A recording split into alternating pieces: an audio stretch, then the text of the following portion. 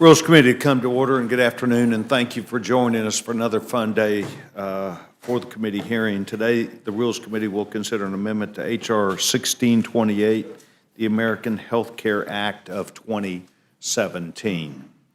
This four-page amendment represents progress on the Republicans' long-standing interest and commitment to reach a consensus by working together, sometimes a little bit longer than what we thought, but by working together as a team that includes the members of the Republican Conference, the House, the Senate, and the White House on how best to repeal and replace the ACA known as the Affordable Care Act.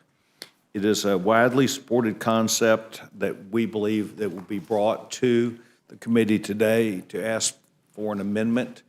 This will benefit all Americans, especially those individuals purchasing insurance in the individual market. Specifically, the amendment provides $15 billion for federal risk sharing that will help states reduce premiums by reimbursing health insurers for high-cost individuals. This amendment will provide further protections to our most vulnerable Americans, and is a concept that I believe can be supported by members on both sides of the aisle, as well as in the ideological spectrum. We have two members today. We had three, but I believe the gentleman, Mr. Murphy, has, it was necessary for him to get on the road because of weather conditions that are present today in Washington and the Northeast. So we're going to move forward, even though we expected Dr. Murphy to be with us, and if he still is and chooses to come back, he would be welcome. But we have two members today that will provide us not only with the details of the amendment and expert testimony on how to improve the underlying legislation, but those members who have worked as part of the overall team to get their ideas into this replacement. I want to welcome the authors of this amendment, the gentleman from Arizona, the gentleman, my dear friend, Mr. Schweikert, and the gentleman from Alabama, Mr. Palmer, also my dear friend, fellow football player. We acknowledged earlier we're not athletes, Gary, we're just football players, and you're going to get a chance to prove it today. Not only to this panel, but also to really provide us with the context about what we're looking at, why this is going to be a good idea, and the benefits that will hold for the American people. And before we go any further, I'd like to say that anything you brought here in writing today will be entered the record, and I appreciate you leaving it for our awesome stenographer. Before we go further, however, I'd like to defer to the gentleman from Massachusetts, ranking member of the committee. The gentleman's recognized. Well, thank you, Mr. Chairman. And this has been a very long month, so I will try to be brief. But what Republicans are doing, I think, is bad for this institution and, more importantly, bad for this country. We're meeting on an amendment affecting millions of people's health care that came out of a back room about an hour ago with no vetting at all. I think the amendment, the text was stamped, I think, at 11:24 a.m. We were noticed for this meeting at 11:52. We waived the traditional hour so we can kind of move on with it. But, there was no vetting at all, no process whatsoever. Just a couple of good old boys with a typewriter saying, maybe this will work.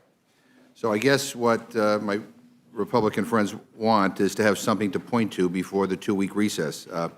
But this isn't a solution. Throwing ideas at the wall to see what sticks is not a sound or intelligent legislative strategy. You should have learned that a couple of weeks ago when your backroom fixes to the fixes to the fixes to the fixes to the bill resulted in just 17% of the American people supporting it. And today's irresponsible rush is to get a bill to the floor when? In a few weeks? I guess you just don't know. I guess you just don't want to go home for recess without being able to claim, I guess, a win, if you can call this a win. I mean, well, trust me, I think the American people will know that your bill isn't a win for them. And maybe the chairman can inform me. I mean, we're doing a rule today for a bill. Will this bill be considered the day we get back or the day after we get back? Do we know the date that we will actually be debating this on the floor? The amendment or this rule? Yeah. I tell you what we're doing, and the gentleman is well within his opportunities to explain to the American people your viewpoint. What we're trying to do is to lock in ideas so that we now have several weeks to go home and to further amplify the amendment that we're doing today and why it is good in context with the whole bill. And so we will be doing that when we return. Yeah, no, I guess the reason why I asked the question is because kind of the traditional way we operate in this committee is that you bring a bill before the Rules Committee, we give it a rule, and, with the intention that it will be brought up, the next day. So I'm just kind of curious as to why we need to have a rule for a bill which will, I assume will. Gentleman yield? Yeah. Gentleman asked us a couple weeks ago not to rush it. Well, Now you told me to hurry up and get it done. no, I'm not telling you to hurry up and get it done. Thank you very much.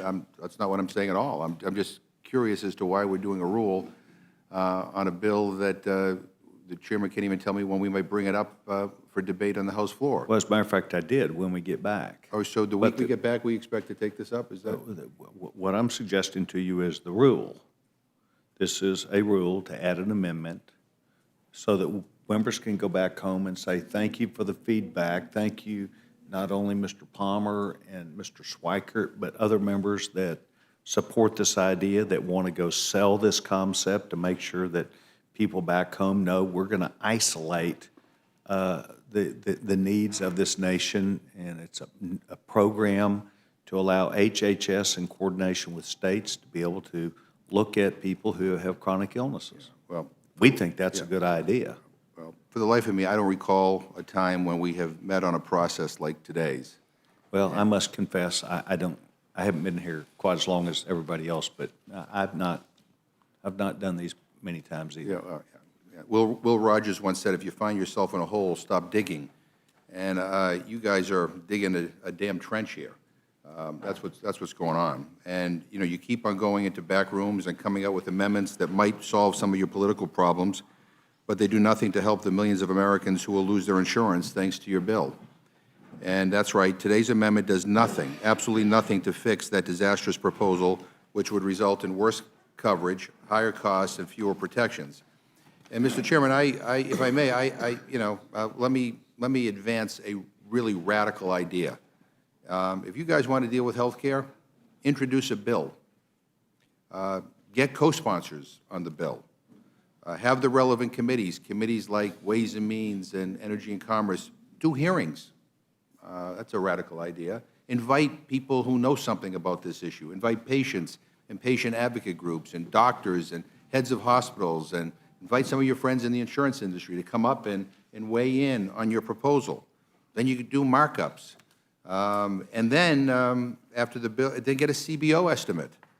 And after you get a CBO estimate and it's marked up, then you come to Rules Committee and you advance a bill to the floor.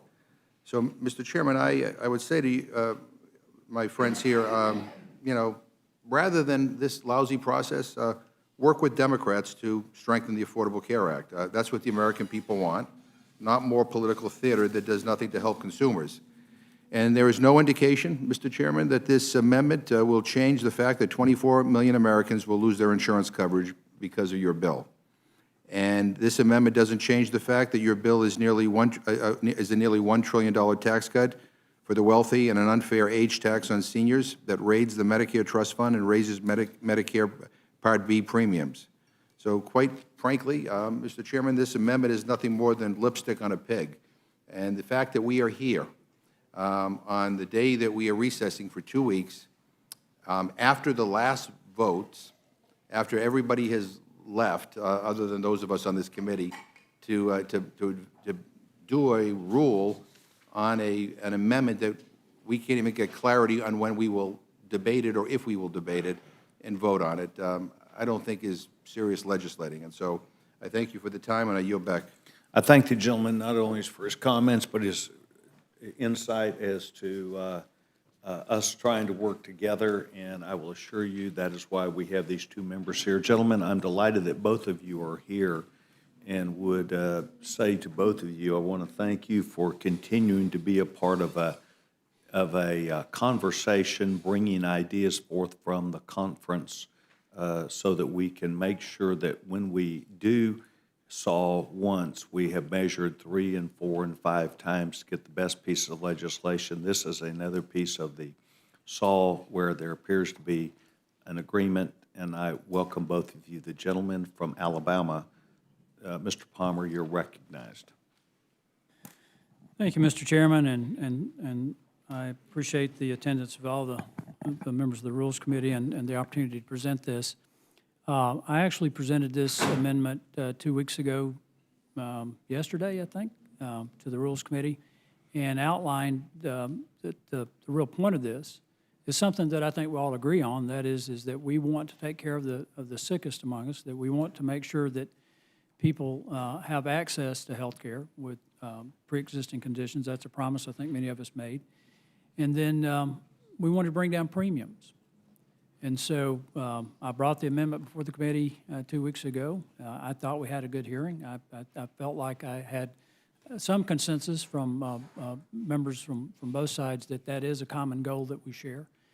And I believe that this is the best way to do it, is to look at what's worked in the state of Maine.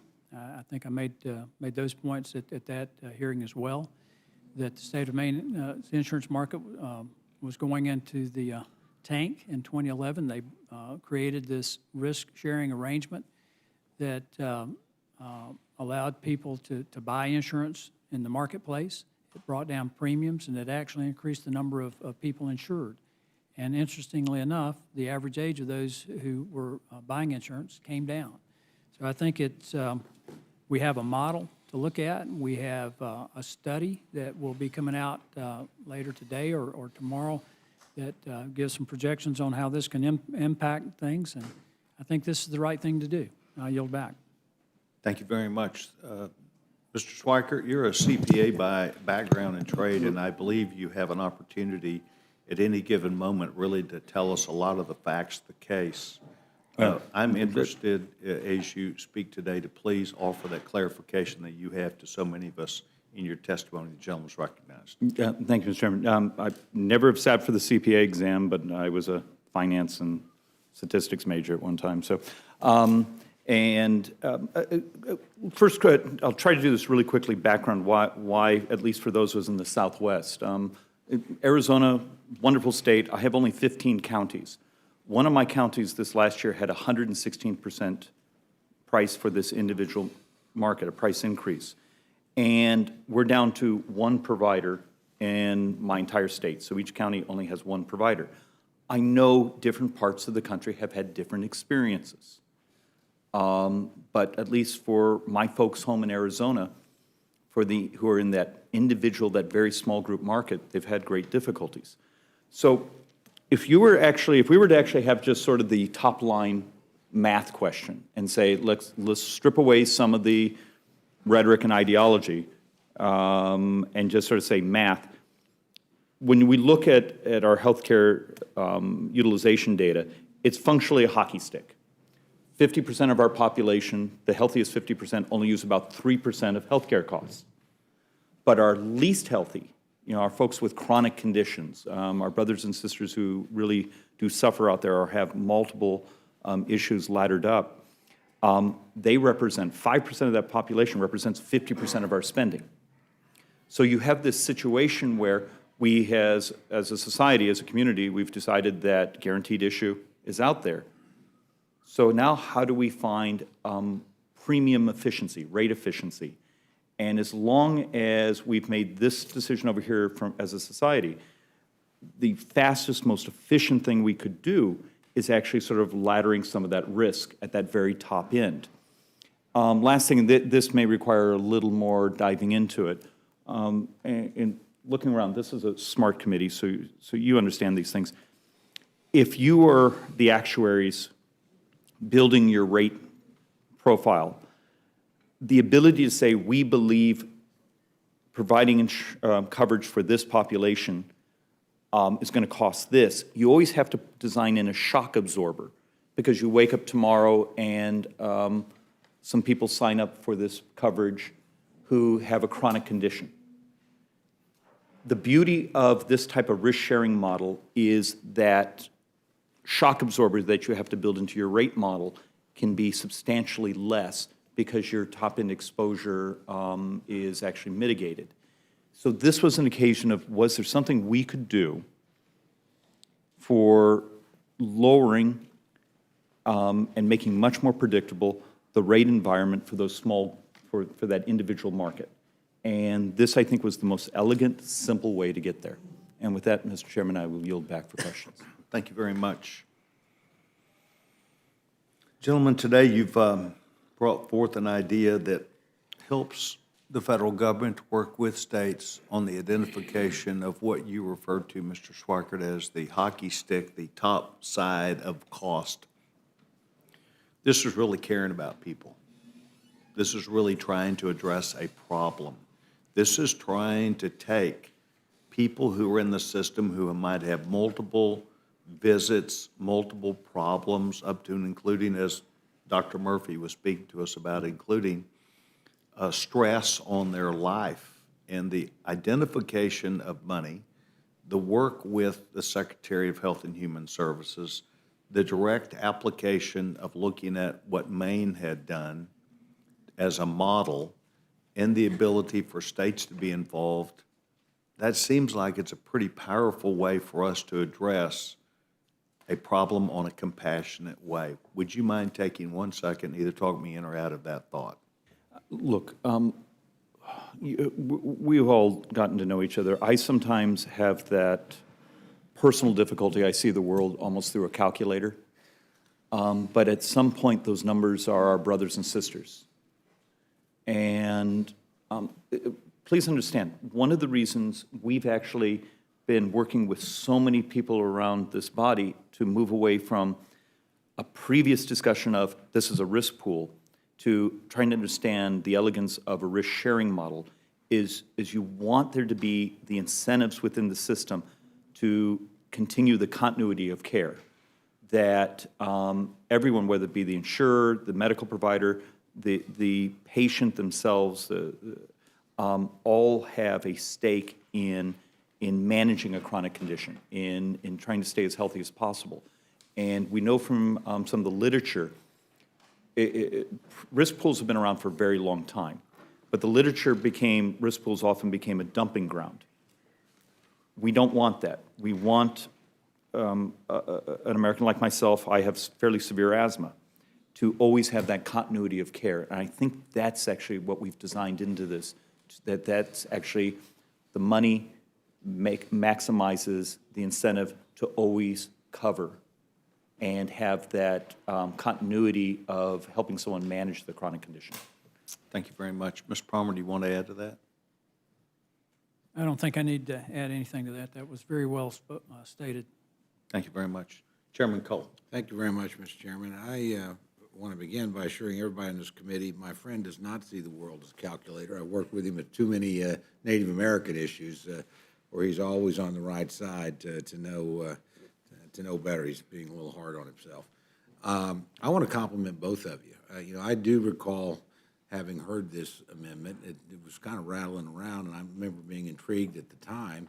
And I want to commend you for continuing to work on it because it's clearly attracted a great deal of support. And there's a lot of thought that's gone into here. And so I think you're bringing forward something that is extraordinarily helpful at the effort to find consensus.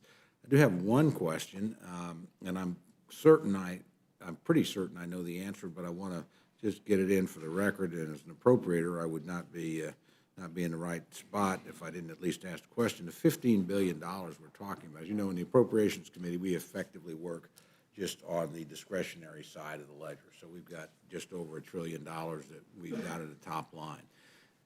A lot of what funds our current healthcare system, of course, but mostly on the mandatory side. And so my thought would be, since this is going to be lodged at HHS, which is in charge of that $15 billion would be coming out of the funds that they have on that side of the ledger, not out of the so-called 302A, the discretionary top line. Is that correct? This, are you talking about this, the stability funds? Yes. Yeah. This is in addition to the money that was in the base bill. So it's an additional 15 billion. Yeah, that was my thought. I mean, I know we're using this process, but I just wanted to make sure it was money moving into here from the mandatory part. Well, last point I'll make is, again, I just really want to thank you for being an extraordinarily positive part of this process. It's a good idea, and the fact that we've got real-world experience from Maine, the fact that, you know, we really are trying to help people, that we all would recognize wherever we are in the political spectrum, we have an obligation to and have catastrophic problems that they need help with.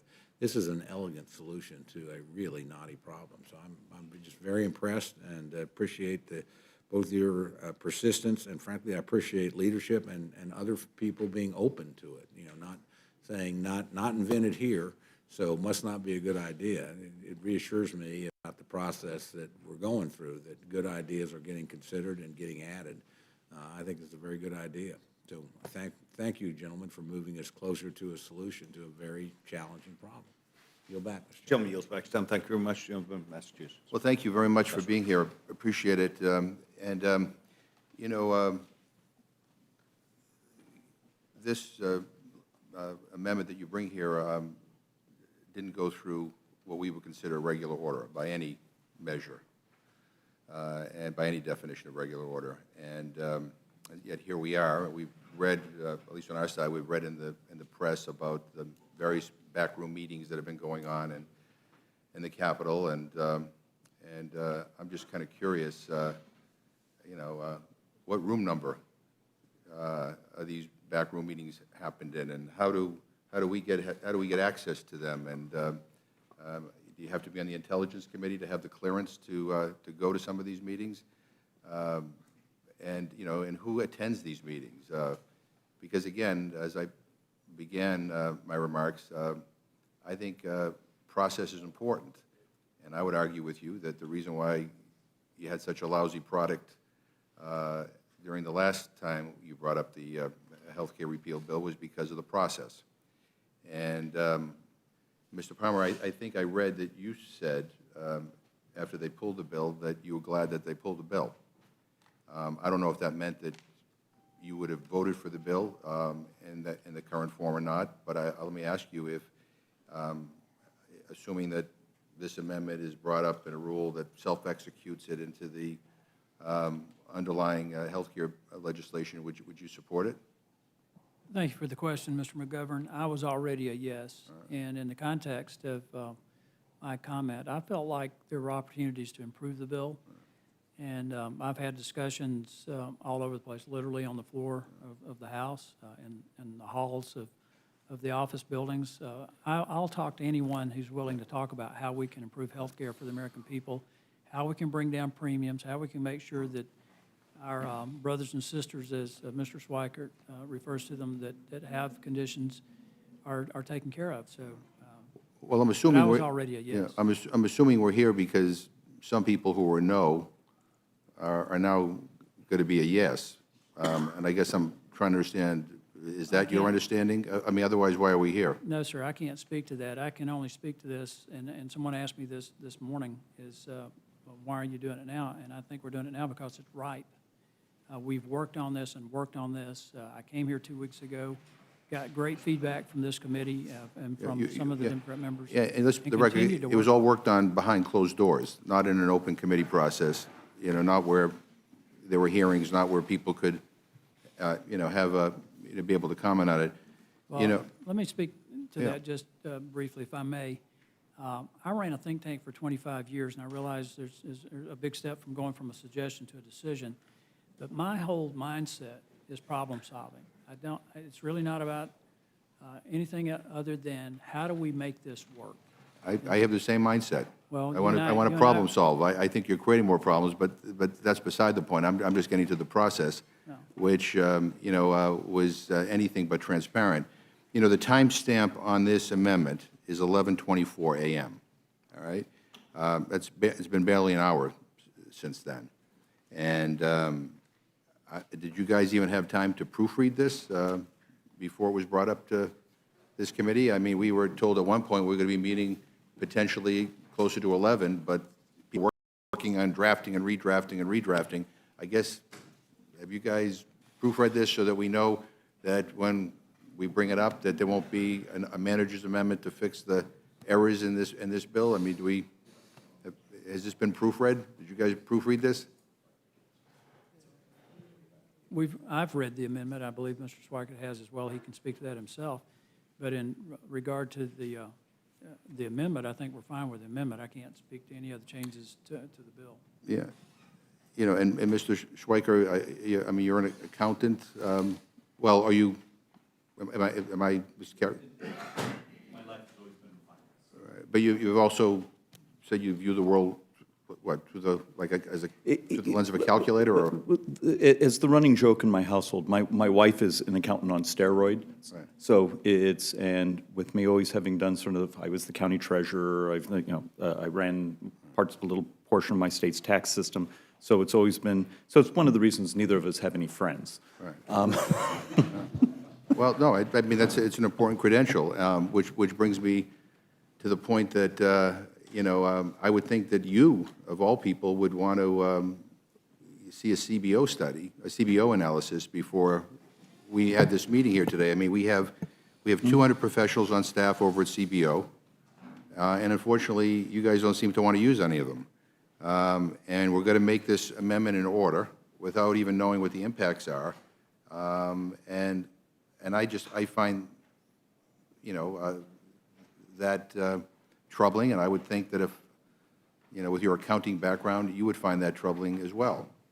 Mr. McGovern, and not to sound like an outlier to my brothers and sisters, look, I'm not going to defend the process. I am going to defend where the product is going. This is tough, and it's complicated, and there's stunning amounts of money, but there's also a stunning number of our brothers and sisters who will be impacted here. Absolutely. And even to a comment you had earlier, I still have another half a dozen ideas, I've often pitched Mr. Polis and others on, those of us who are a little more on the techno-utopian side, that I hope as this process keeps alive, whether it be in the Senate, whether it be other HHS, or there's a lot of great ideas here, but it's hard. Everyone here has such different life experiences. As a much younger man, I did the budgets for my state's Medicaid system. For a little while, as a very young man, I chaired my state House Health Committee, and it was baptism by fire. So I guess some of those thoughts that, once touched by those things, you're constantly struggling of, is there a better way? The process may not be as elegant as it should be, but I'm hoping the idea, particularly on this risk sharing, could be judged on its own nobility. Yeah.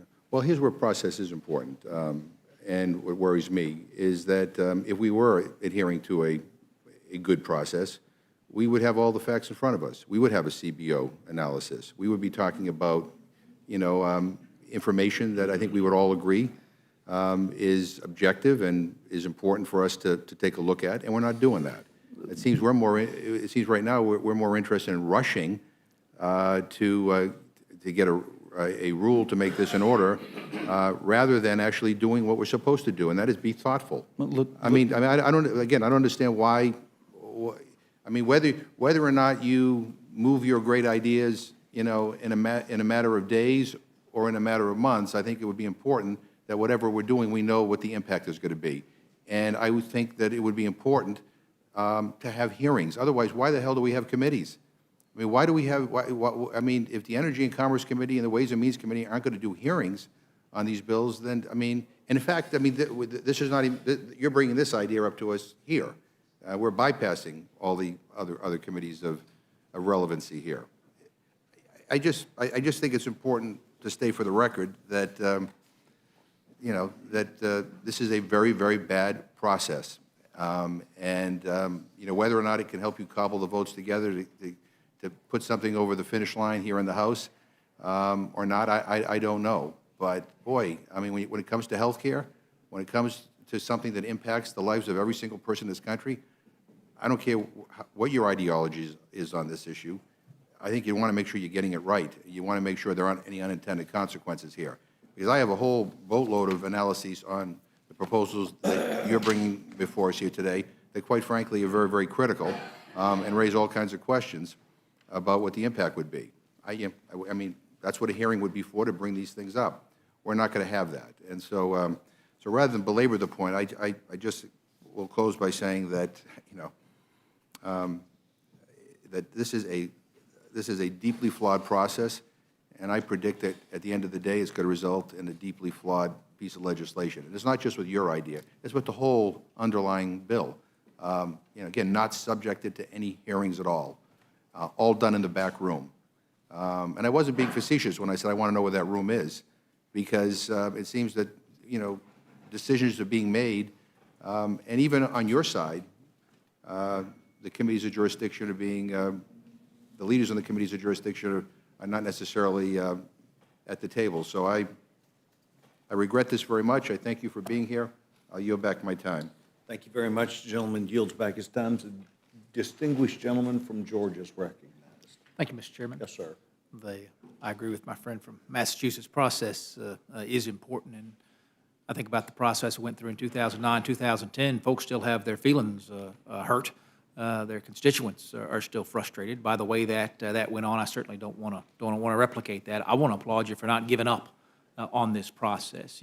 I remember back in 2010, Senate reported out a bill at midnight 7 a.m. on Christmas Eve, and the House made not one change to it. Folks were stuck with the bill that they had for a variety of bad process reasons, and it would have been easy for our conference to have stopped with the product that we had, and I applaud you for not stopping. I don't want, Mr. Palmer, the record to reflect that you've shown up here with a non-thoughtful product. Thank you for mentioning you were before this committee weeks ago with this product, and that was not your first day working on this product. You'd been working on it for weeks before that. Mr. Schweikert's been working on it for months.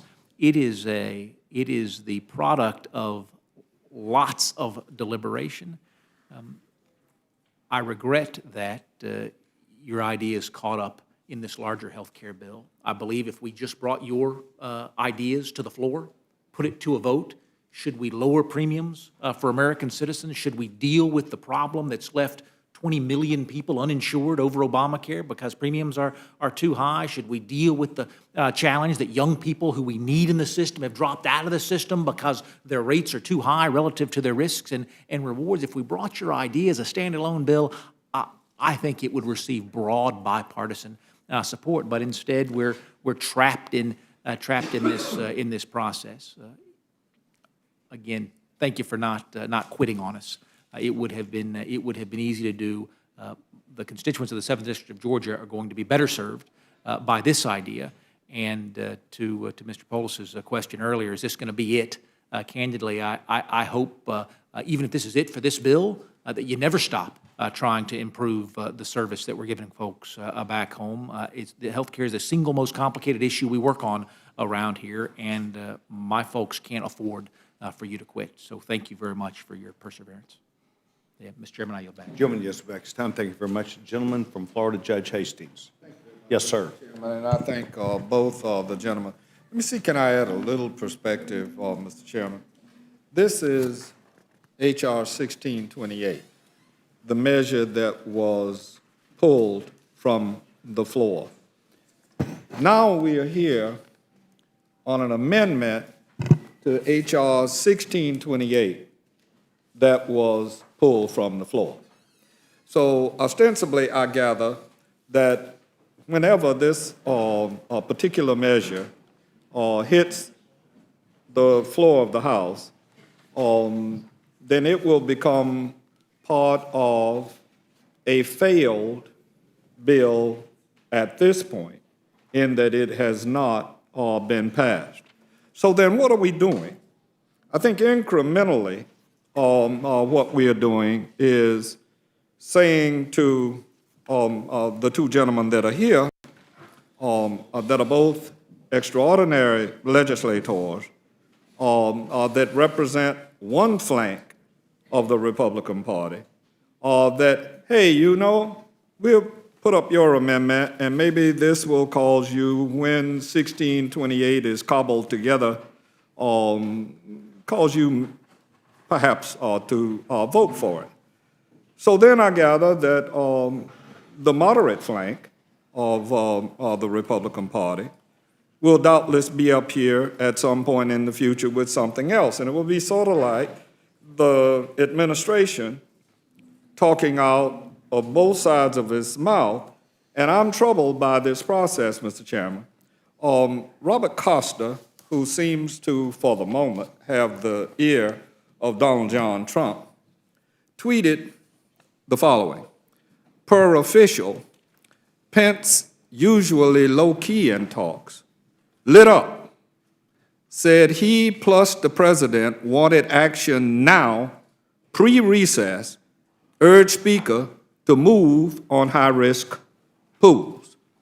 So I gather from this that they wanted action now, and we're here now, pre-recess, and they urged Speaker Ryan to move on high-risk pools.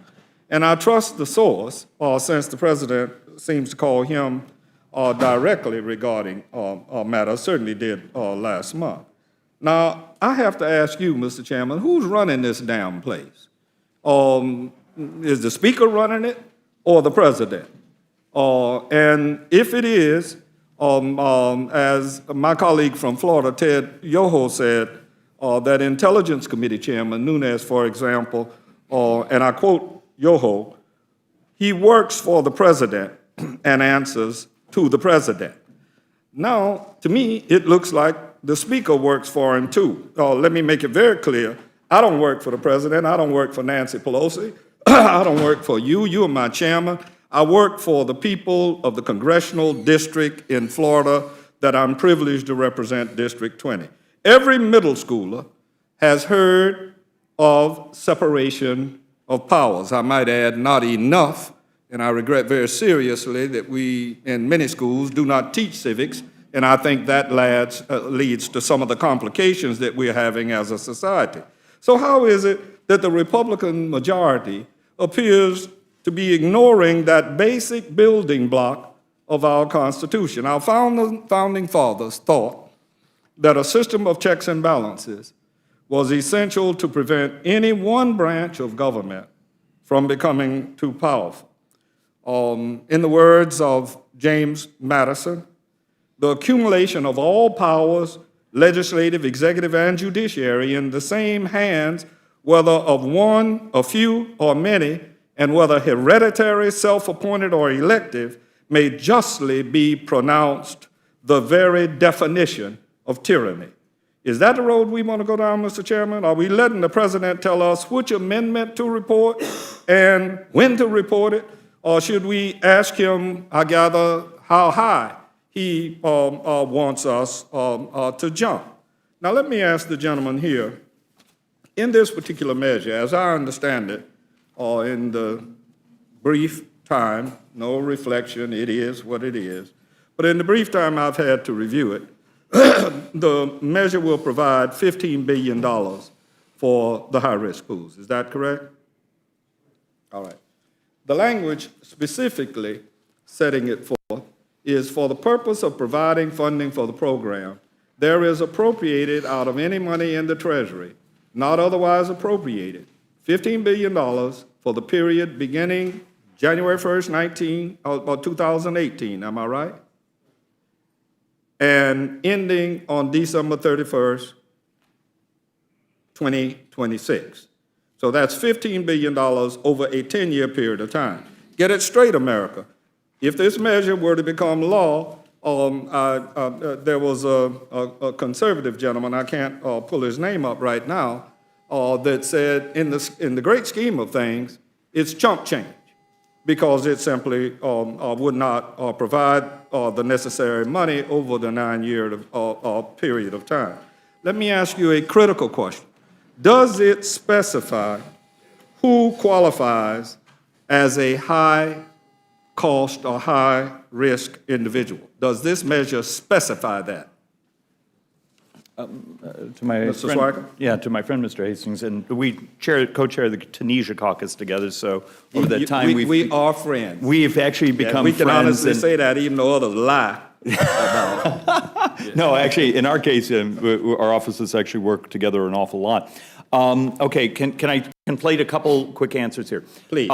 15 billion straight out appropriation. Language, I believe it's next to the last or last paragraph, that the HHS secretary can functionally, if you actually, the simple way to describe it, lay a claim on the premium for that individual also into the pool. And also within that language is if there's any unclaimed or unappropriated dollars in the $100 billion of innovation money. So there's sort of the three tiers, just so we're all speaking for, or have a sort of a commonality within there. Also, I believe in the language, you've tried to make it, and this, if there's someone uncomfortable, I am almost solely to blame on this. I had a personal fixation on not calling out specific chronic illnesses to, A, be categorized, but B, also to respect the geographical variance that happens in the country. My state of Arizona, because of substantially my Native American population, has a disproportionate share of their populations with fairly severe diabetic issues. State of Utah has a very different risk profile, as the state of parts of, we see some of the health issues now in southern Florida that have spiked in some of the recent health surveys. So we're hoping that the way it's drafted is it becomes more of a model of here's our high cost, and that's actually which enters, and forgive my idiosyncrasy here, let's not call it a risk pool, it's really, hopefully we'll model more as a risk sharing, so there's a ladder And within there. that, Mr. Swiker, is a very good explanation, and it brings me to what I believe the problem is in America. As a child of the Second World War, we shared in this country. Everybody did. And now we've gotten to a point where we don't share. Thus, in a measure of this magnitude, the Democrats didn't share their information in the Obamacare, and that was a mistake in my judgment, and tell them I said so when you see them. And what you're doing right now is a mistake in a similar fashion. We all need to get about the business of trying to do this together. We have the brightest minds that can be thought of in this country, in this institution, not just the House of Representatives, but the United States Senate and the 6 delegates that represent the people in this country. We're not doing right by ourselves, nor are we doing right by them. I do have a little bit of understanding of high risk. 35 states have had it. And in all 35 states, they've had complications. And that includes Maine, that seems to be the thing that people are throwing up as a template. 200,000 people were in Maine's high-risk pool. But of the 35 states, most had lifetime or annual caps. And let me tell you some of the pre-existing conditions and get the country ready for what would happen if this were to become law. So Tom Price at HHS, former colleague of ours, delightful gentleman, extremely capable, will be able to negotiate with a variety of states. And I asked the question, what are the pre-existing conditions that get excluded? Every insurance company developed its own list in the 35 states that had it. And here are just a few of the hundreds of commonly used reasons to exclude or limit health insurance. Acne, AIDS, which is a huge concern, and one that I hear from constituents frequently. Arthritis, which I have and just went to the doctor about 45 minutes ago. Artificial joints, got one of them too. Asthma, bipolar disorder, cancer, chronic obstructive pulmonary disorder, coronary artery disease, looking at another example of that here, asthma, domestic violence, drug abuse, something critically important for our society and we need to do more about, emphysema, fertility treatment, insulin use, kidney failure, leukemia, multiple sclerosis, pacemakers, pregnancy rate, rheumatoid arthritis, sleep apnea, suicide attempts, and being either overweight or underweight. Now listen, let's don't play games. Insurance companies don't want to have to insure people that they think are not going to use a whole lot of insurance. They don't want to insure them if they can avoid it. And I don't blame the insurance companies. They say corporations don't have consciences, but board members have consciences and have sick aunts and uncles.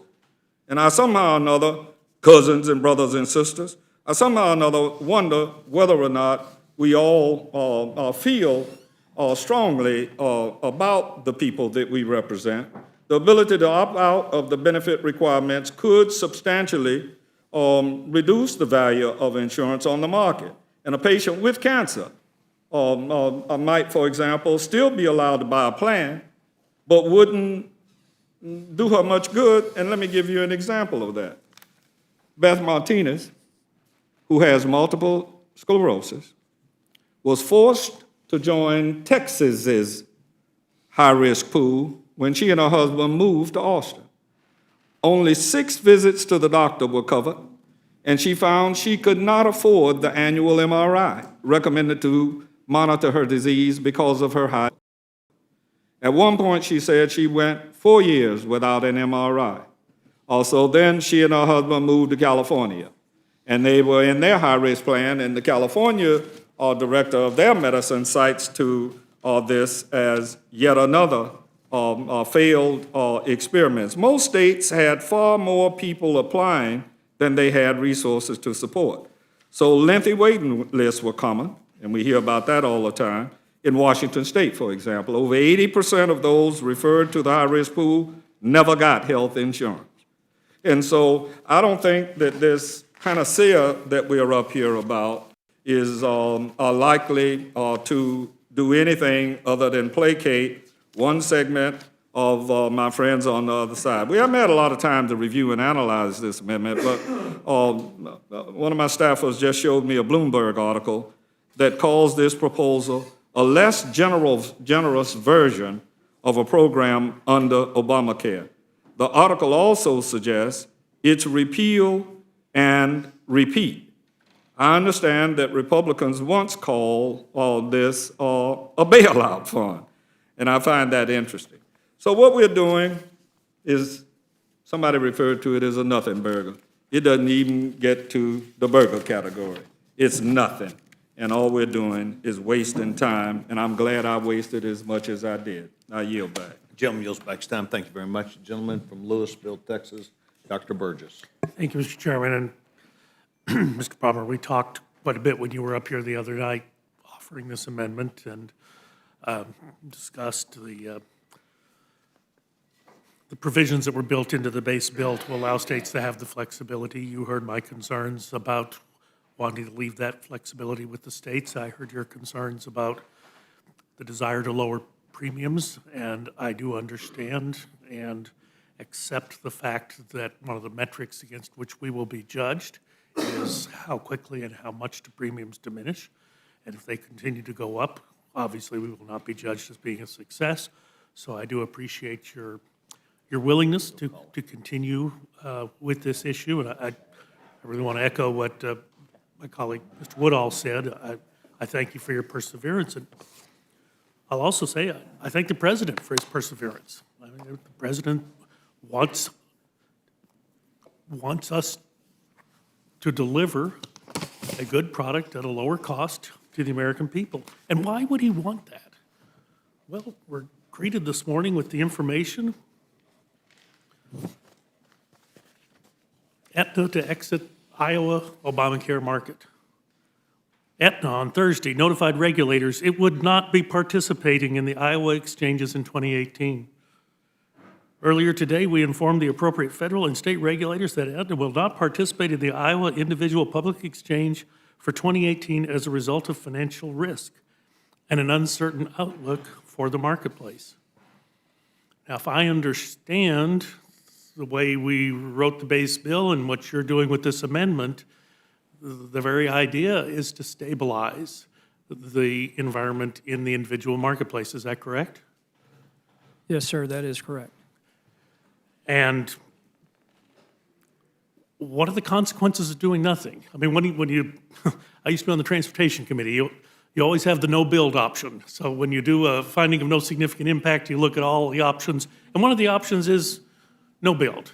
So what would be the projection in the no build scenario? Obamacare rocks along and continues to be great, and everybody's happy? No, sir.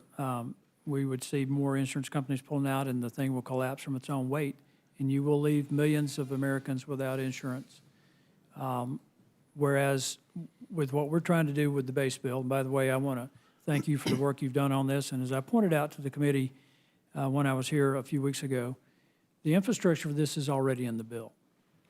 This just advances the ideas that were already in the bill, and there's in terms of the work on this and having the ability to project something, how this will impact people. I think the thing that everybody needs to keep in mind is that our objective is not only to stabilize the insurance market, but to provide an environment where people can get the health care they need. We want to bring down premiums so that not only can people buy insurance, they can afford to use their insurance. And what we had Milliman, an actuarial firm, did an analysis of this based on the main model compared to the most popular silver plan in the ACA. And what we believe will happen is significant reductions in premiums between 16 and 31%. Down in the 20 age range, we think more than 40% reduction in premiums for people in their 40s, 25%. You'll see reductions even for people in their 60s. But another key point here is that we want to add people to the rolls of insurance. That's what happened in Maine. More people bought insurance. The average age came down. In this plan, we believe that you'll see somewhere between 1.2 and 2 million fewer people uninsured. So the whole objective of this, to forget all the other stuff, and I realize process is important and all that, my objective is to improve overall the overall healthcare system in the country. I think what was in the base bill, the work you did on it, is extremely important. It was moving in the right direction. What we're doing here, what Mr. Swikert and I have been able to do on this, I think, is to improve that and bring about the lowering of premiums in a much more expeditious manner. And I appreciate the focus on the patient, who is obviously affected by the decisions that are made. This also affects, of course, insurance companies as well. And Mr. Chairman, I have a copy of the Health Affairs article on the Maine risk pool, the invisible risk pool in Maine, and I will, as I did during our previous hearing, I will leave that for the record. I object now being under the record. But one of the things that I recall reading about this back when I first encountered this the first of last month, there are safeguards built into the Maine system that keep insurance companies from just simply moving in and out to whatever might be their financial advantage. And if I recall correctly, one of those safeguards is if a person buys their policy on the individual market with a commercial insurance provider, they are then found to be in one of the categories that goes into the invisible high-risk pool. 90% of that premium goes back into the risk pool, so that there is an incentive for the insurance company not to just push people into the risk pool because they might be more costly in the future. Right. The old term for that was either cherry picking or lemon dropping. I always get them confused. But there is also, if I recall correctly, a prohibition. If an insurance company says, you know what, I don't want to do that. I can do this better myself, and I don't want to participate in your risk pool. They don't have to sell insurance in the state of Maine, and they are prohibited from the sale of insurance for 5 years. Did I read that correctly? You did. So there actually is a disincentive for an insurance company not to behave in a responsible fashion. And that, again, one of the safeguards that's built in that I think is important. I believe in this concept as you do. I appreciate the fact that this is a catalyst, this is an accelerant to try to deliver on the promise of a lower premium to people in the individual market. After the president told me my health savings account was junk insurance and I had to buy an unsubsidized bronze plan in the individual market, I learned just how difficult that was under the Affordable Care Act. I learned the concept of paying with after-tax dollars. For your policy in the individual market, we let employers have a tax deduction. Individuals don't get that, so that's another thing that's built into our base bill that I like, that there is some tax relief for the people in the individual market who are perhaps struggling to make insurance payments. But I think this is a good refinement, and I appreciate you bringing it. And again, let me just say, no, I don't work for the president. I work for the people in the 26th District of Texas, as you work for the people in your district, and you work for the people in your district, as does everyone in this House. But where our incentives are aligned, and mine are with the president, because he did promise to improve the situation and bring down cost for consumers, for patients, if our incentives are aligned, why the dickens wouldn't we work together? So I'm grateful that you're here, and I'm grateful for being able to hear this discussion on the amendment today. Mr. Chairman, I'll yield back my time. Gentleman's back time. Thank you very much. Gentleman from Colorado. I'd like to yield to my colleague from Massachusetts, Mr. McGovern. I agree with the gentleman from Texas. We all work for our constituents and work for the people of this country, but we're not doing our job in the way we are approaching this issue. You don't get extra points for being fast. When it comes to health care, we ought to be careful that we get it right. And I just came across a quote yesterday from Representative Kevin Brady of Texas, Chair of the Ways and Means Committee, and I think it's a very instructive quote. He said, and I quote, "One of the lessons we learned from this process is to let it be slow and deliberate and give everyone a chance to try to bring their ideas to the table," end quote. I'd urge my colleagues maybe to reflect on that a little bit, because I think it's right. And I just want to thank Mr. Schweikert for his honesty in saying that he is not here to defend this lousy process. But I will say this, if you vote for the rule, you are endorsing this lousy process. And I think we're getting into a pattern here where, we are basically ceasing to become a deliberative body. And as a result, I worry about the impact it's going to have on our constituents. And I thank the gentleman. I yield back. Would my friend from Colorado yield? Happy to.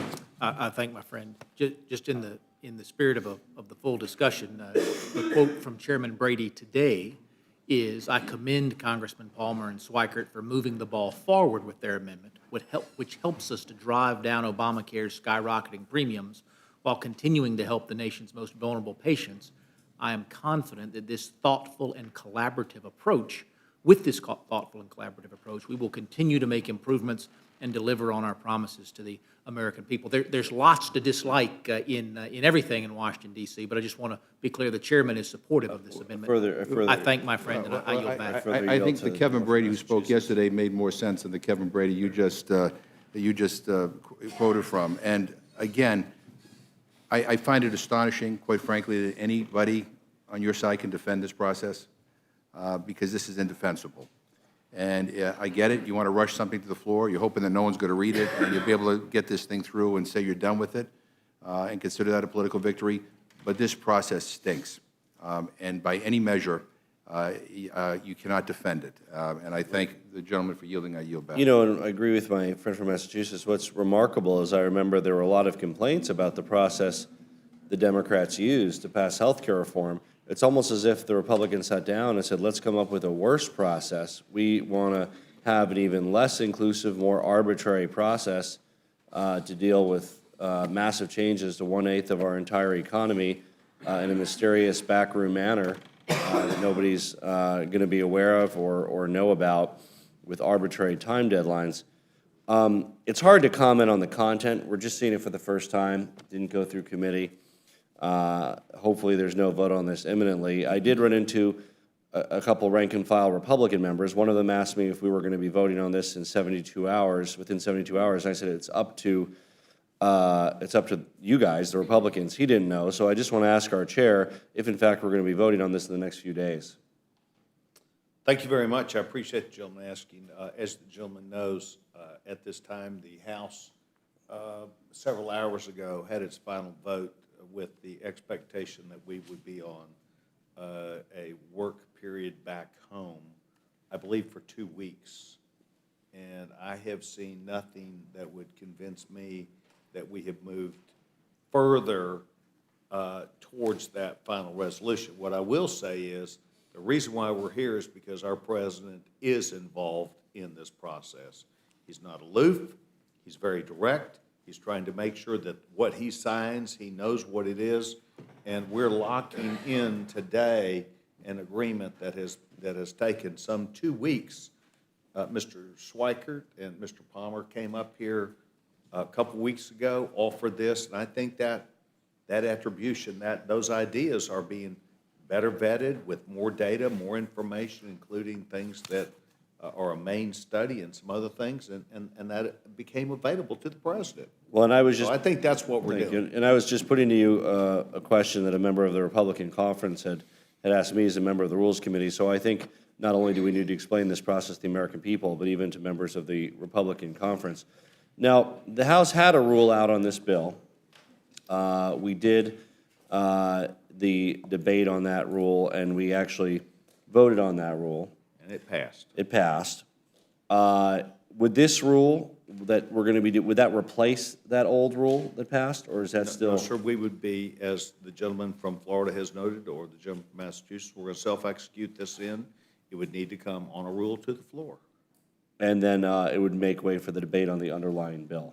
and it would. So does that mean that since we're doing today a rule on this, that the discussions on the content of what will replace the Affordable Care Act is done or locked in, or are there still ongoing discussions about what exactly will replace? That's really a very good question, and the answer is, the ideas have not been shut down. The dialogue continues. The American people are a part of this. Members of Congress are a part of this. The United States Senate's a part of this. And so I do not view in any way that this is necessarily it. And so I think if there's a goal for this, you want us to go home and hear what our constituents have to say about these ideas. Is that the goal of doing this now? Because we're all going to have town halls. You want I to? think what we're trying to say, and I Yeah. appreciate the gentleman for continuing to yield to me. I think what we're trying to say is Mr. Palmer, Mr. Schweikert's idea has been accepted by the appropriate people, including the President of the United States, including the leadership of this body, and we're trying to lock in. This one's been agreed to, and we're going to add it. Okay. Well, you know, as I've been on this Rules Committee since I got here, and typically what we do with an amendment process is we'll have many ideas and many amendments, and we'll meet and consider them. It sounds like instead we're going to go sequentially on this. There'll be one amendment that gets locked in, maybe a week later another amendment, a week later another amendment, and sort of maybe the bill evolves over time or something like that. It's an interesting model of lawmaking. We haven't really seen it before. I think, as you know, many Democrats are concerned about the actual impact of the underlying bill. We haven't seen any amendments yet that would change that in terms of throwing 24 million people off health care and increasing rates 15 to 20% for those who are lucky enough to retain health care.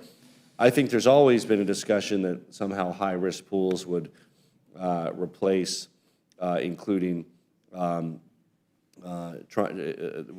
replace the exchanges and the mandates.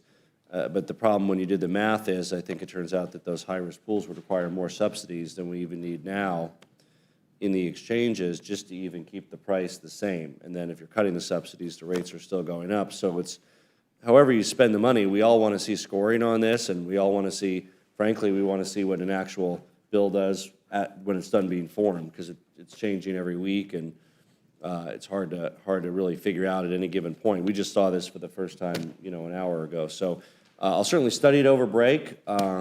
I'm not prepared to vote for this rule because just seeing this for the first time, and there's a lot of additional improvements that may or may not be talked about. Like my friend from Massachusetts, I'd love to know, where the room is and when the meeting is, so we can talk about some of our ideas and let you know some of our thoughts on yours. We're awaiting that invitation.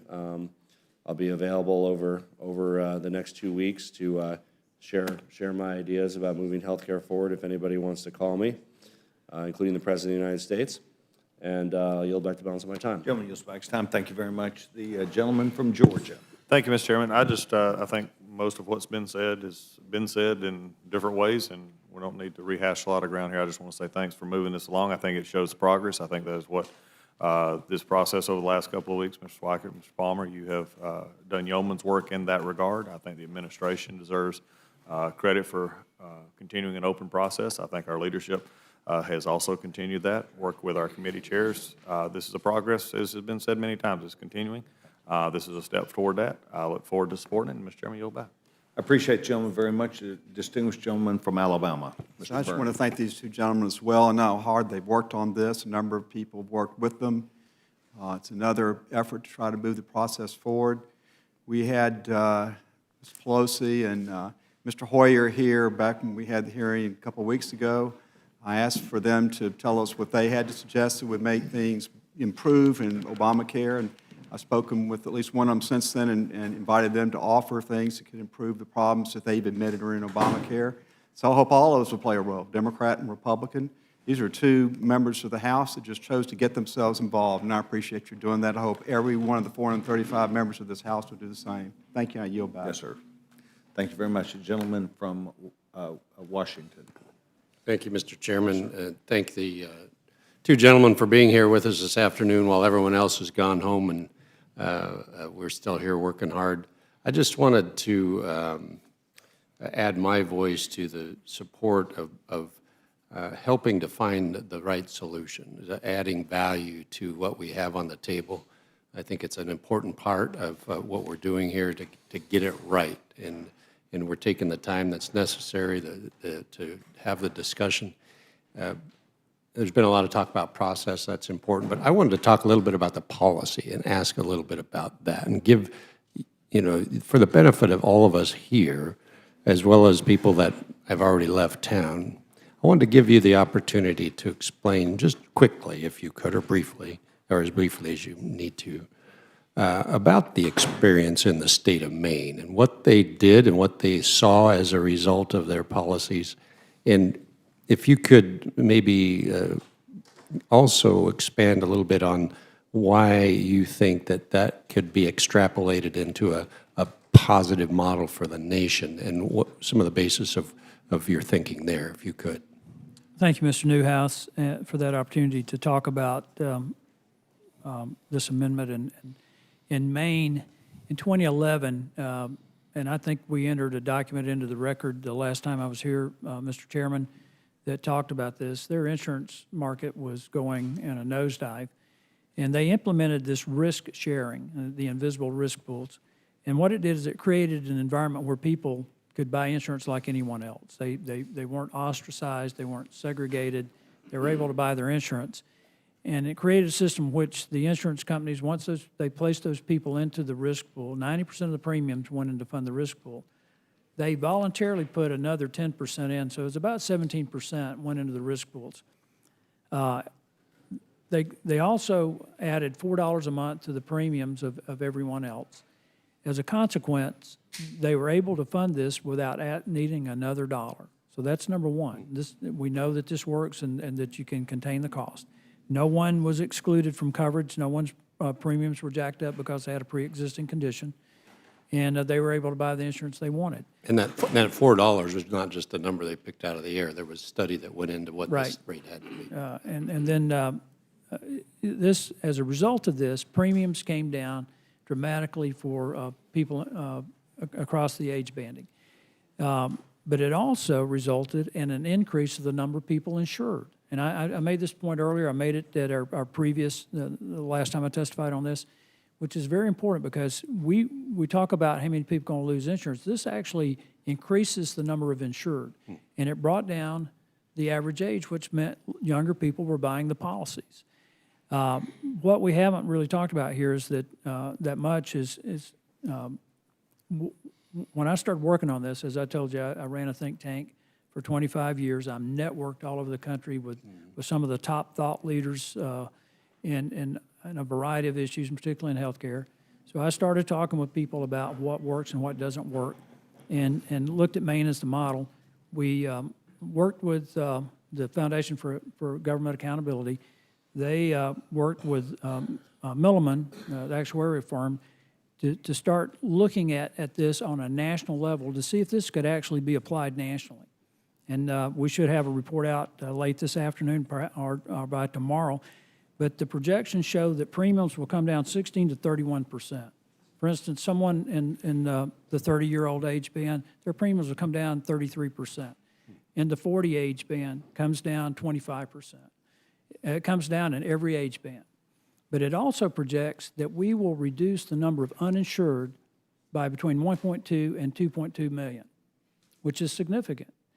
So what we're trying to do with this, and I'll let Mr. Swikert comment on this as well, is create a system where people can get insurance, where the premiums will come down, and they won't be denied coverage.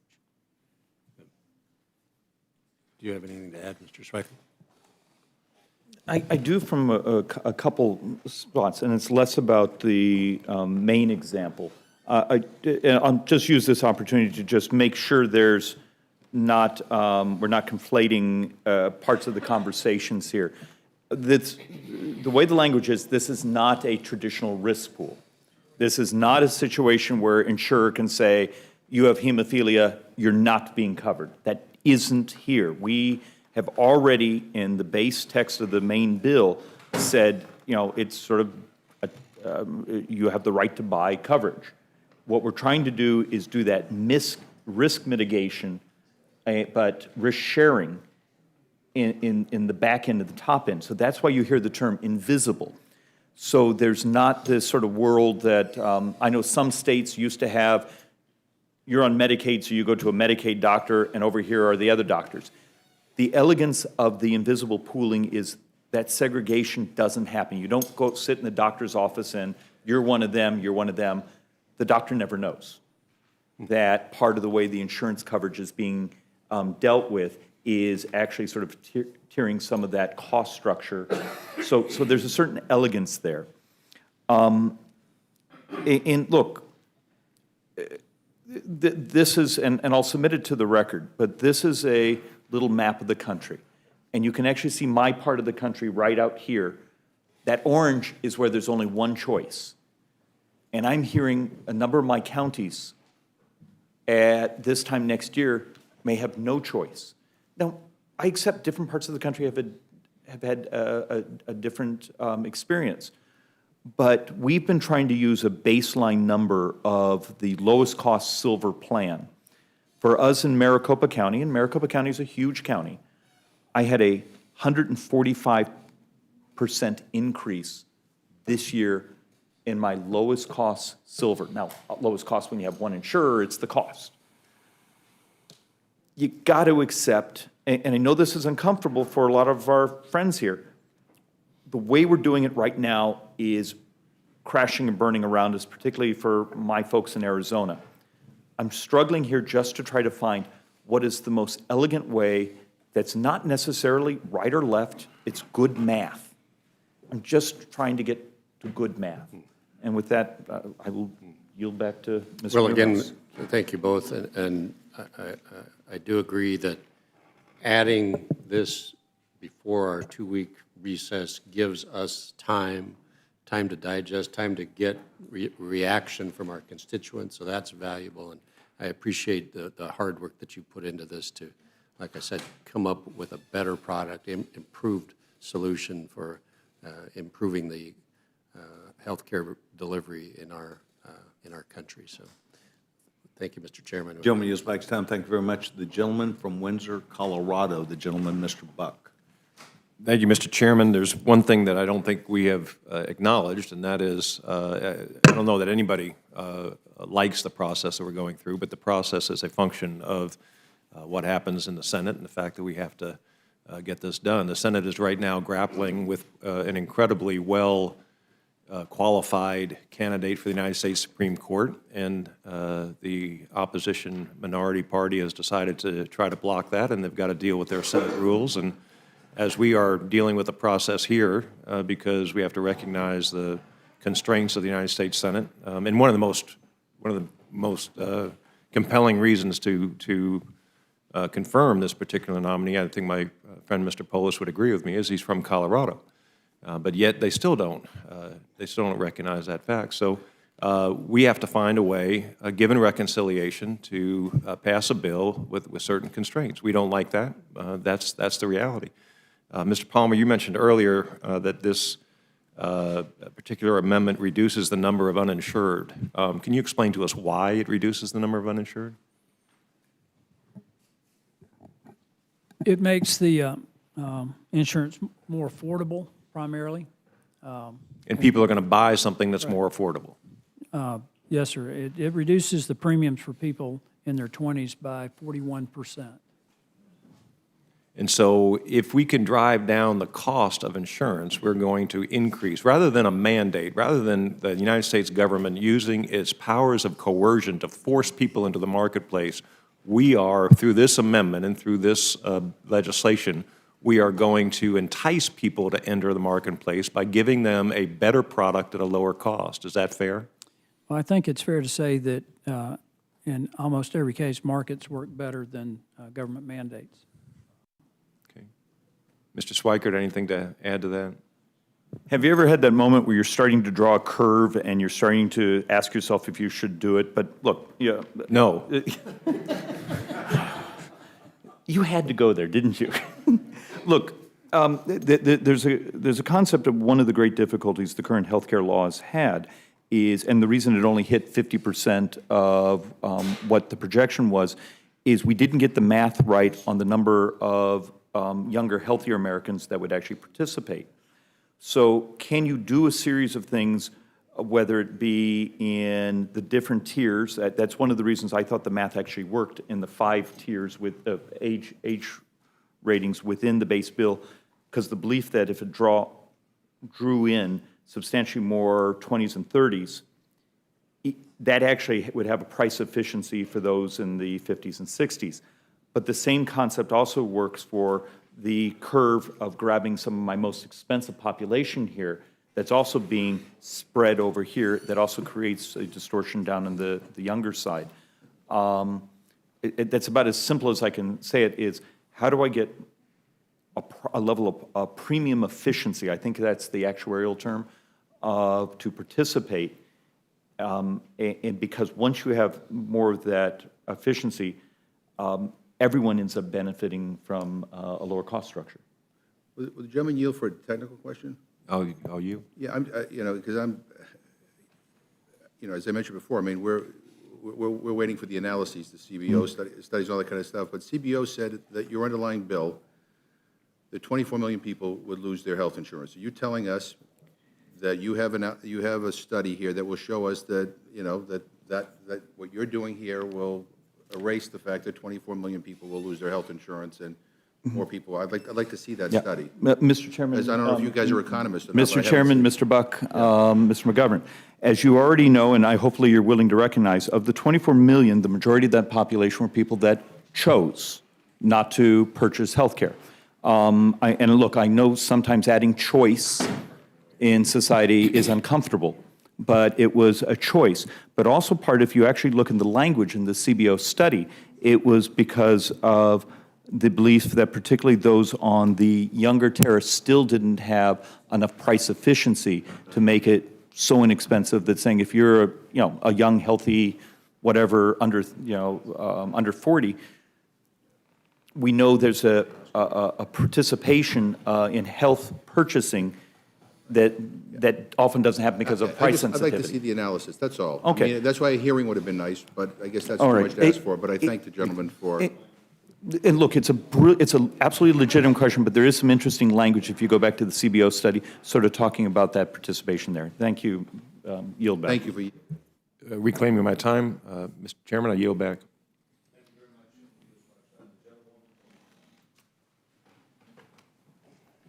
Thank you, Mr. Chairman. I have no questions. Gentlewoman does not seek time. Gentlemen, thank you very much. Before you leave, I would hope that you would remember that whatever you brought in writing, making that available for the record for our awesome stenographer would help her out enormously. Thank you very much. This is the first panel. We have had one of our colleagues, the gentleman from Tyler, Texas, who has just advised me that he would seek to speak briefly to the committee regarding the amendment, and the committee would now welcome the gentleman from Tyler, Texas. The gentleman, Judge Gomert, is recognized. If gentleman, is the green light on? I thought the green light was on. Now Yes, it's sir. on. Thank Yes, you. sir. And I greatly appreciate the opportunity to testify. And I am very grateful to my friend from Alabama and Arizona trying to look for ways to bring down prices. We've seen there are some states like Maine that have had success with the high-risk pools, and a lot of us believe that is a way to bring it down for states to have these high-risk pools. But our main complaint about Obamacare has been the federal government stepping in, coercing all these different things. And just so this committee's aware, when the House Freedom Caucus has met with President Trump and then talked to him over speakerphone, the main thing we've wanted to do was bring down premium costs. And this is a greatly appreciated effort by my friend Mr. Palmer and Mr. Schweikert. But in looking at the amendment, the cure apparently, according to this amendment, for the massive, broad abuses of power that Obamacare or ACA gave the president, according to this amendment, is to give the federal government more power and more money. In Section A, 2205, it's creating this federal invisible risk sharing program that will be administered by the Secretary of Health and Human Services, acting through the administrator of Centers for Medicaid Services, and will provide payments to health insurance issuers, which we can debate whether it'd be better to have it go to the people or to the insurance companies that, by the way, were endorsing the Obamacare bill that got us into this mess. But the $15 billion, it's projected that this amount would end with December 31, 2026, but then it requires the administrator to shall establish parameters for the operation of this high-risk program for the states to do, parameters to specify how it will operate for Plan 2018, and then shall establish a process for the states to operate the program in each state beginning with year 2020. And then it will establish the percentage of premiums paid to health insurance insurers in the last section. My point is, and I just wanted to be brief, and really more of a broken heart than anything, I like the high-risk pools. Most states can make this work. Some may not choose to even try, but it can work. It will work. And I trust Tom Price. We came in together. But friends, more power to the federal government to dictate what states have to do to get this money, I don't think is the answer to too much federal power. That's all I wanted to say. I wanted it on the record. I just don't think the best solution for too much federal power is more federal power, even though I trust the current people that would have such power. Thank you for Thank you very much. let me Without say that. objection, anything the gentleman brought in writing, which I believe is the bill, would be fine if the gentleman would choose to put it in. I want to thank you very much for your testimony today and taking time to come up and make sure you were a part of this important hearing. I thank the gentleman Well, from thank Tyler, you for all the time y'all have to spend listening to people like me. Thank you. Yes, I know sir. it's Yes, sir. Thank you, Judge. We appreciate it very Can I much. just ask one question? Excuse me just a moment, please, Judge. Do you mind holding on? No, Judge, do you mind waiting for Oh, just a okay. moment, please? Absolutely Thank you not. very much. No, I just- Does the committee wish to engage the gentleman from Massachusetts recognized? Yeah, I just want to make sure I understand your testimony, because I'm trying to, the two gentlemen who brought this amendment before us were supporters of the bill prior. So I'm trying to figure out whether or not, who's been bought off by this bill. It doesn't sound like this has changed your mind about the underlying bill, as it's currently written. It would, to bring down premiums, that's where my constituents are hurting. But to bring down the prices of premiums with more federal control over what a state does to bring those down is my concern. There are other things that we tried to do, ask for an agreement. The president agreed twice, but then was told, no, you can't agree to that. The parliamentarian have a problem. The bill will get blown up. But anyway, no, I just can't agree. Are you a yes or a no vote on this bill if this amendment is made in order? It depends on what else is done, but if this is it, I think then this I'm is it, still no. as of right now. I'm no. It's Well, more. I appreciate it. I always appreciate the gentleman's candor. We differ on, obviously, a lot of things, but I appreciate his candor. And I think, once again, the only bipartisanship that we see is in opposition to this bill. And I thank the gentleman. I yield back. Yes, sir. Thank you very much. Is there any other member that seek time with the witness? Seeing none. Judge, I want to thank you very much, not only for your time, but your ideas to come to this committee. We appreciate you taking time to do this. Thank you very much. I would also note that the gentleman from Arkansas, Mr. Westerman, has taken time to come not only to the Rules Committee to watch his second favorite committee, but also to encourage him to bring back up. We had Westerman Week a couple weeks ago, and we'd like to, I know he likes the committee, but we'd like to have him back anytime, and I want to thank the gentleman very much.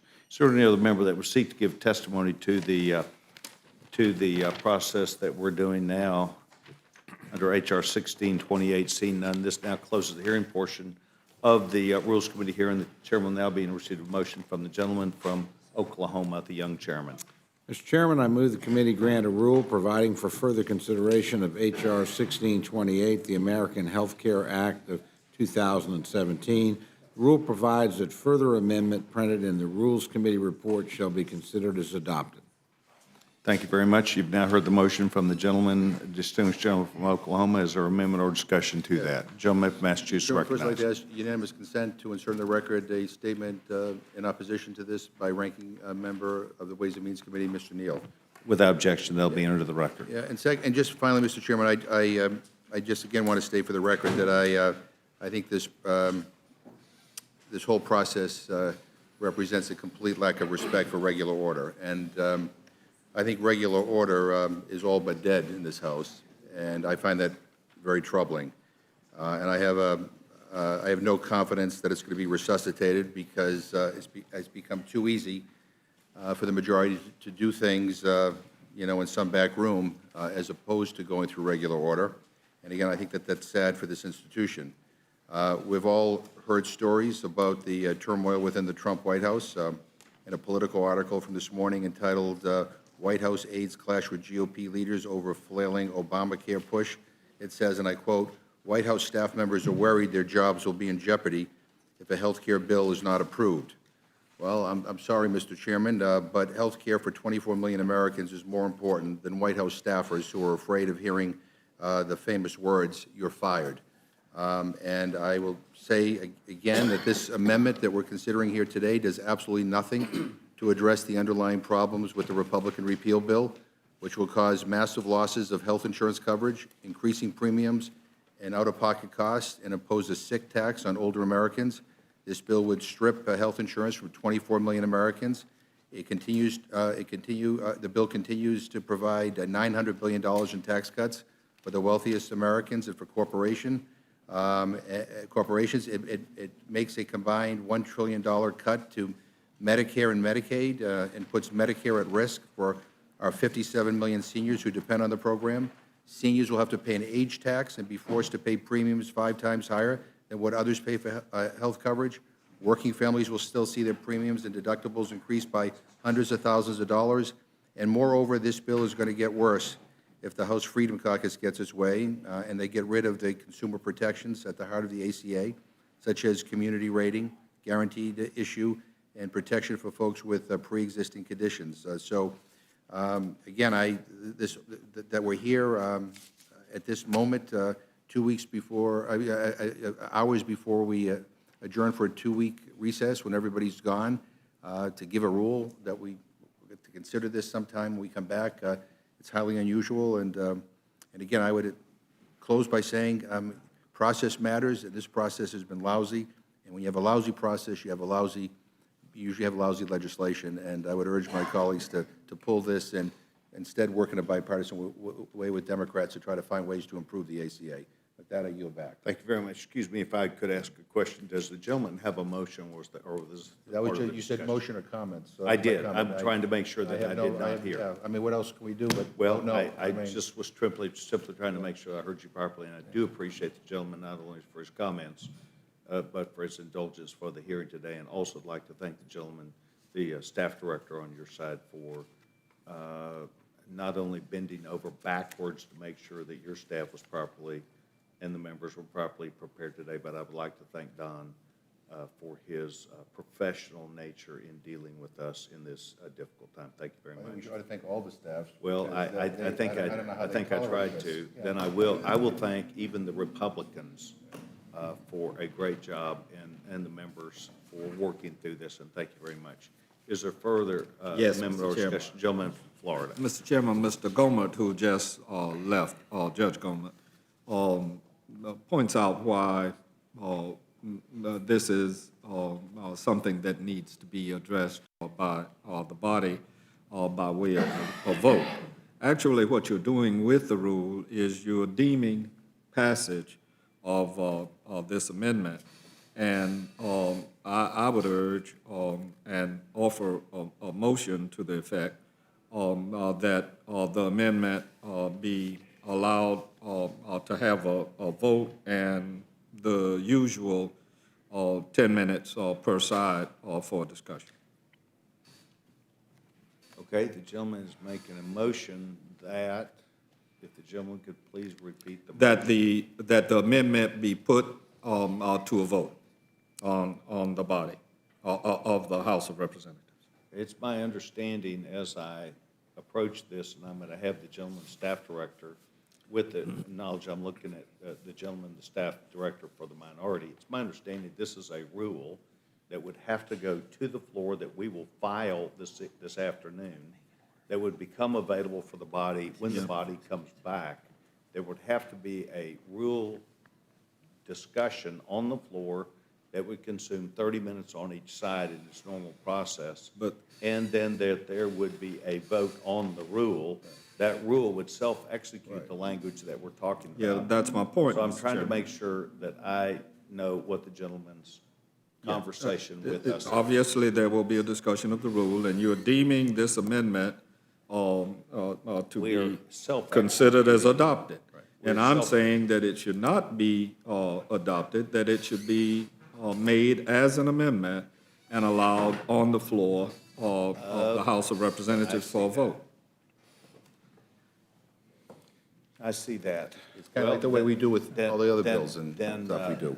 As the gentleman has read his amendment, is there amendment or discussion? Mr. Chairman, Yeah, gentleman from Georgia. I reflected on that solution that the gentleman from Florida is recommending as well. But I concluded that the only purpose of passing this amendment, of passing this rule, is to incorporate the amendment.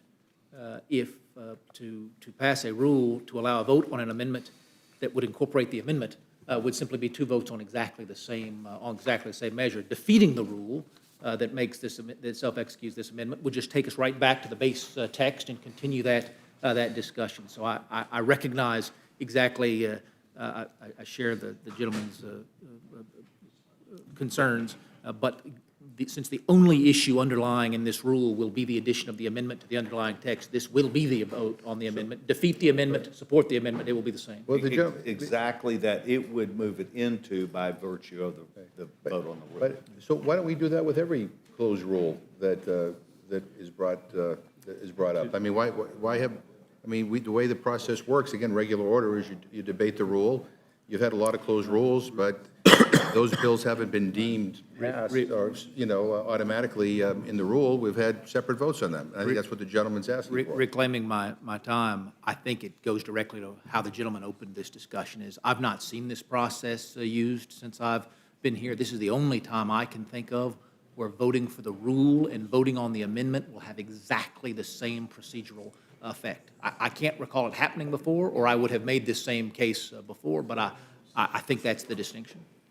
I yield back, Mr. Chairman. Thank you very much. Chairman, in light of what Yes, sir. my colleague said, I consider it persuasive, and I'm not going to ask for a vote, so I'll withdraw my motion, but I would like further discussion for purposes of handling a unanimous consent request, that an article from the Portland, Maine Press Herald be made a part of the record, and that my marks on it be redacted by the reporter. Without objection, the gentleman's request would be handled by the appropriate member of this staff, who would Right. then be with Mr. Cody, who will then pass that redacted copy with the agreement But from. actually, Staff director. race is good enough. That's fine. I don't mind being unmasked. I did. As it were. Well, then the gentleman, whatever it as the gentleman presents the copy Yeah, to the but I do- gentlewoman,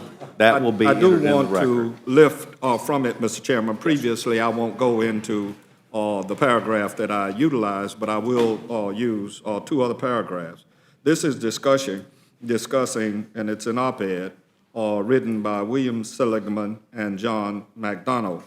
And they cite to the states that had high-risk pools prior to 2010 were catastrophic failure that left most uncovered or with tight coverage restrictions.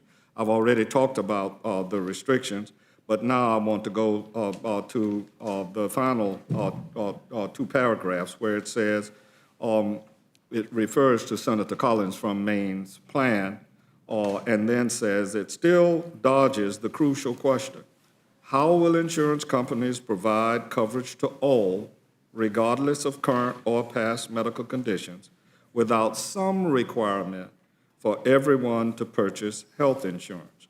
High-risk pools are not the answer.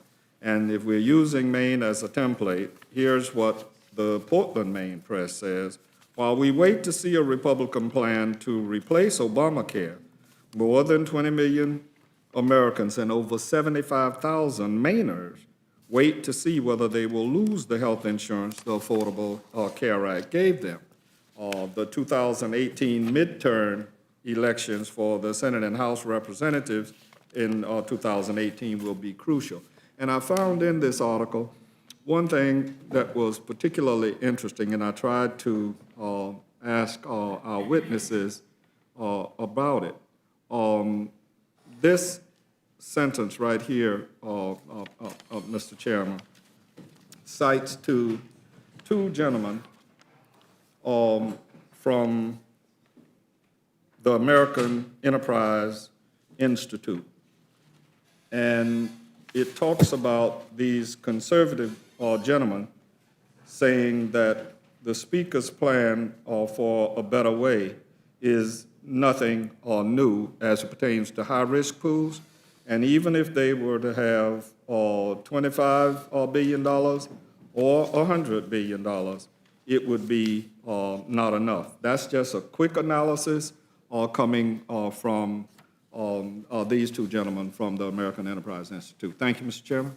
Without objection, each of those that the gentleman would choose to give to our stenographer will be a part of the record upon his choosing of the examples that he would choose. Thank you very much. Further discussion, gentleman from Colorado does not seek time. Thank you very much. Is there any other member of the committee that would seek time? The chair we will now vote on the motion from the gentleman, the young chairman from Oklahoma. Those in favor signify by saying aye. Aye. Those opposed, no. No. The ayes have it. The ayes have it. According, Chairman, I ask for a roll call on that. gentleman asked for roll call vote. The clerk will poll the committee. Mr. Cole. Aye. Mr. Cole, aye. Mr. Woodall. Mr. Woodall, aye. Mr. Burgess. Mr. Burgess, aye. Mr. Collins. Mr. Collins, aye. Mr. Byrne. Mr. Byrne, aye. Mr. Newhouse. Mr. Newhouse, aye. Mr. Buck. Mr. Buck, aye. Ms. Cheney. Ms. Cheney, aye. Ms. Slaughter. Mr. McGovern. No. Mr. McGovern, no. Mr. Hastings. No. Mr. Hastings, no. Mr. Polis. Mr. Chairman. Aye. Mr. Chairman, aye. Clerk will report the total. 9 yeas, 2 nays. The motion is is passed, is agreed to, that I will be handling this for Republicans, And I will handle it for the Democrats. and the gentleman, Mr. McGovern, will be handling this for Democrats. Let me go back and reiterate how appreciative I am, not only for the confusion of the time, the taking of the time, not only by all your staff members, but your members, and I'd like to express that to our Rules Committee members. Thank you, and to the staff for the extra time that we spent today. This concludes the work for the week, and we are done for the week at the Rules Committee. Young Chairman, thank you.